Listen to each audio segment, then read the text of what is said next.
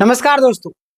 सहायक आचार्य में धीरे धीरे मामला जो गड़बड़ होते जा रहा है, यानी कि लोग इंतजार कर रहे हैं कब नियुक्ति पत्र मिलेगा, कब नियुक्ति पत्र मिलेगा। इसी बीच में कई सारे आज मैं प्रूफ आपको दिखा के जाऊंगा। जो भी कैंडिडेट अंतिम तक टिकता है उसको सारे प्रूफ आपको दिख जाएगा, क्योंकि यहाँ पे मैंने सारे पॉइंट को लेकर के आया है और उन विद्यार्थियों को सारी चीजें लेकर के मैं आया हूँ। यहाँ पे देखिएगा सहायक आचार्य जो संशोधित रिजल्ट में, भाई संशोधित रिजल्ट में गड़बड़ी कैसे हो गई?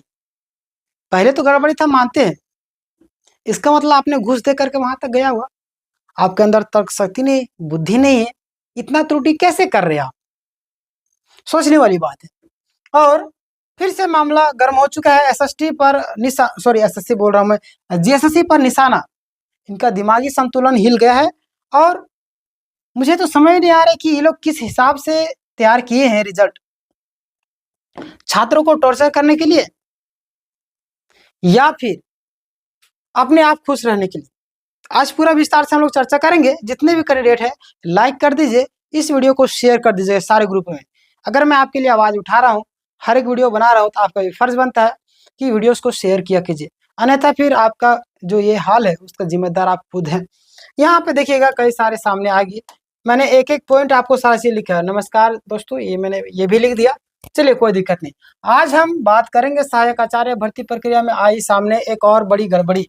जी हाँ, संशोधित रिजल्ट आने के बाद विचार थमने का नाम ही नहीं ले रहा, यानी कि विवाद थमने का नाम ही नहीं ले रहा। उम्मीदवार, सरकार, जेएसएससी और जैक पर गंभीर सवाल उठाए जा रहे हैं। सारी चीजों को हम लोग विस्तार से चर्चा करेंगे। यहाँ पे देखिएगा मुख्य बातें कौन कौन से। अगर मैं बात करूं पहला, संशोधित रिजल्ट में गड़बड़ी। आखिर संशोधित रिजल्ट में गड़बड़ी कैसे हुआ, क्या हुआ, ध्यान देगा। सहायक आचार्य प्राइमरी स्कूल सहायक आचार्य भर्ती यानी कक्षा 1 to 5, किसका 1 to 5 की बात कर रहे हैं, के लिए जेएसएससी ने संशोधित रिजल्ट जारी किया था। ये मैंने आपको बताया था और आपको पता भी होगा। लेकिन उम्मीदवारों का आरोप है कि इनमें भी भारी गड़बड़ियां की है।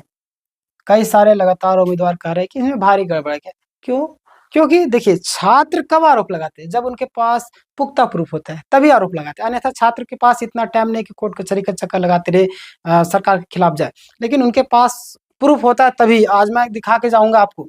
यहाँ पे देखिएगा आप लोग कि कई जगह काउंसलिंग के समय नाम बुलाया गया। क्या बोला, ध्यान दे। कई जगह काउंसलिंग के समय नाम बुलाया गया पर डॉक्यूमेंट वेरिफिकेशन से बाहर कर दिया गया। यानी काउंसलिंग के समय बुलाया गया था उन लोग का नाम, लेकिन वेरिफिकेशन के बाद, यानी डॉक्यूमेंट वेरिफिकेशन के बाद बाहर कर दिया। चलिए यहाँ तक ठीक है, बाहर कर दिए।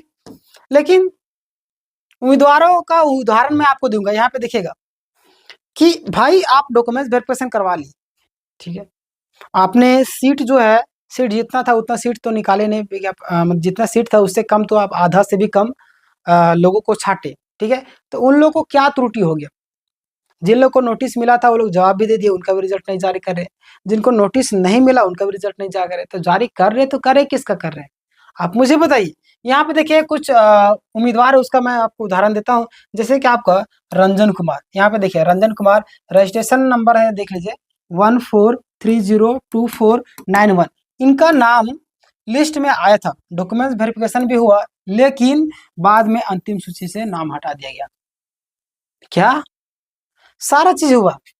ध्यान दीजिए, ये जो आपका रंजन कुमार, इनका सारा चीज हुआ। नंबर आप देख लीजिए, विश्वास ना हो तो मिला करके देखिए। मैं झूठ क्यों बोलूंगा आपके लिए? आपके लिए मैं सटीक जानकारी लाते रहता हूँ। इनका नाम हटा दिएगा। अगला मैं बात करूं, गोविंद गोविंद गोप है ना, इनका देखिए रजिस्ट्रेशन नंबर 14764305। इन्होंने जेटेड 2016 में पास किया था, लेकिन रिजल्ट में नाम और तारीखों को लेकर गड़बड़ी होगी। इनका भी नाम देखिएगा। अगला मैं दिखाऊं, लालदेव महतो, रजिस्ट्रेशन नंबर देख लीजिए इनका 14105627। आप वहां पे देख लेंगे, स्पष्ट दिख रहा होगा, इतना बड़ा बड़ा मैं यहाँ पे लिख रखा हूँ। स्नातक में 50% से कम अंक होने के बावजूद 50% कम होने के बावजूद इनका नाम फाइनल लिस्ट में नहीं आया। सॉरी, मैं क्या बोल दे रहा हूँ। इनका नाम देखिए, यहाँ पे ध्यान दीजिए, इनका जो 50% से कम है, इस विद्यार्थी का, लालदेव महतो का जो रजिस्ट्रेशन नंबर मिलान कीजिएगा, इनका 50% से कम है, फिर भी इनका नाम डॉक्यूमेंट्स वेरिफिकेशन में आ गया। कम होने के बावजूद भी फाइनल लिस्ट में आ गया। आखिर कैसे, आप मुझे बताइए। इनका नाम 50 से कम है, फिर भी इनका कैसे है? जिनका अधिक है उनका नहीं आ रहा है। मतलब कि आप लोग जानबूझकर गलती कर रहे हैं ताकि मामला कोर्ट कचहरी में चक्कर लगाते रहे छात्र, 1 साल 2 साल और खींचा जाए मामले को, यही तो कहना चाह रहे हैं। 2 चालक को नियुक्ति पत्र दिया, अपना वाहवाही लूट लिए, खबर में हर एक मीडिया में आ गया, मुख्यमंत्री नियुक्ति पत्र दे रहे हैं। आपने जानबूझकर के क्या कर दिया, जो मेन पिटीशनर थे उसको रिजल्ट दे दिया ताकि वो आवाज ना उठाए। कितना चतुर चालाक बुद्धि है ये लोग। अंग्रेज जिस तरीके से भारत में गुलाम की बनाए थे, इस तरीके से ये लोग गुलाम बना देगा आने वाले दिनों में। ऐसा हाल बना करके रखे। 8-8 साल से जेटेट नहीं करना, सीजल नहीं करवा पा रहे हैं, हर समय पेपर लीक। आपका उत्पाद सिपाही का एग्जाम वही हाल है, झारखंड पुलिस का विज्ञापन वापस ले ली, हर एक चीज में तो वही हाल। क्या कर रही सरकार इतने सालों से? सबसे बड़ा सवाल यही बनता है। और आप लोग जाति पाति देकर वोट मारते हैं ना, यही हाल होगा, यही हाल होगा। इसका जिम्मेदार आप खुद है। जाति पाति धर्म को देकर के, पार्टी को देकर के वोट मारने वाले। मैंने वोटिंग के समय भी बोला था, बहुत सारे चमचे लोग यहाँ पे आ जाएंगे, चमचे लोग हमारी वीडियो से दूर रहे। उसी का हाल तो है यहाँ पे, जो आपका आज तक नौकरी नहीं लग पाया। चमचे लोग, सबकी मैं बात नहीं कर रहा, सबकी बात नहीं कर रहा, हमारी बात को बुरा नहीं मानिएगा। चमचे की बात कर रहा, जो लोग हिंदू मुस्लिम करते रहते हैं। लक्ष्मण स्वर्णकार, रजिस्ट्रेशन नंबर 139527171। इन्होंने जेटेट 6 to 8 पास किया था, लेकिन इन्हें प्राथमिक शिक्षक 1 to 5 में जोड़ दिया गया। बताइए यहाँ पे इनको क्यों जोड़ा गया भाई? 1 to 5 में क्यों जोड़ दिया गया? 6 to 8 पास किया था। आगे देखिए, सारा गलतियों को मैं आपको दिखा रहा हूँ। तारीखों में भी बड़ा खेल है। जेटेट 2016 की जो परीक्षा है, क्या जेटेट 2016 की परीक्षा 11 मार्च 2017 को हुई थी। कब? 11 मार्च 2017 को हुई थी, लेकिन रिजल्ट दिखाया गया कब? 1 मार्च 2017। क्या? 1 मार्च 2017, यानी कि परीक्षा से पहले ही रिजल्ट जारी कर दिया। वाह रे भाई, ऐसे ऐसे हमारे झारखंड में, हमारे देश में ही हो सकते हैं ऐसे ऐसे लोग। समझ नहीं आ रहा है कि कहाँ से ये लोग होनहार पैदा होते हैं।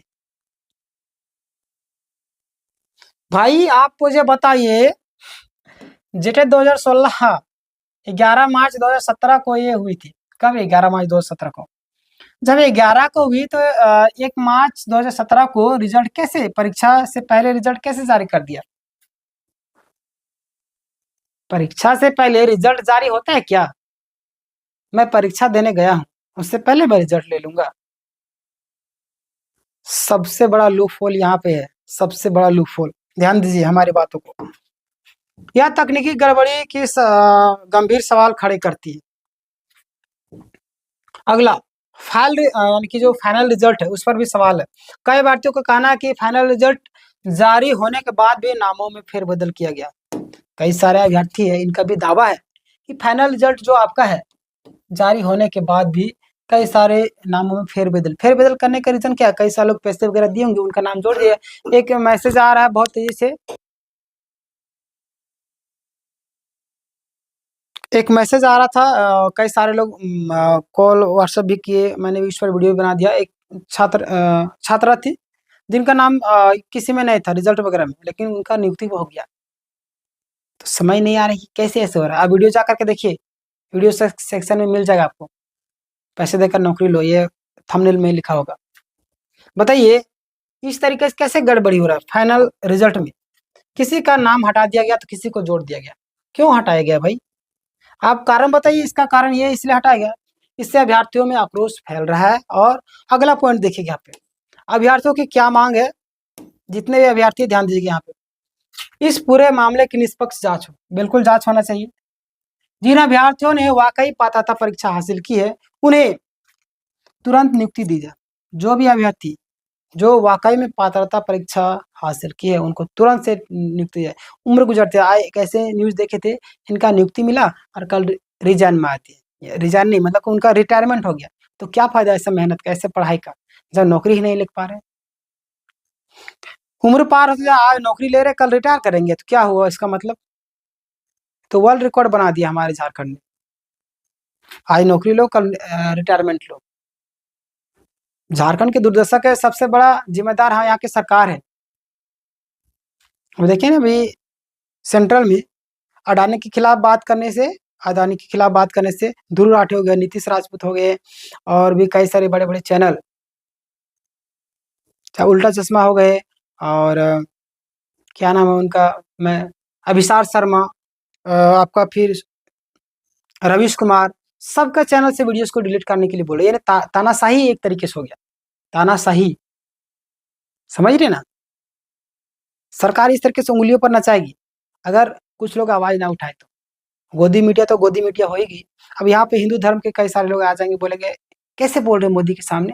कैसे बोल रहे हो मोदी के बारे में कैसे बोल सकते हैं आप?" तो भाई, उसका ज़िम्मेदार आप खुद हैं जो आपका आज तक नौकरी नहीं लग पाया। समझ रहे हैं?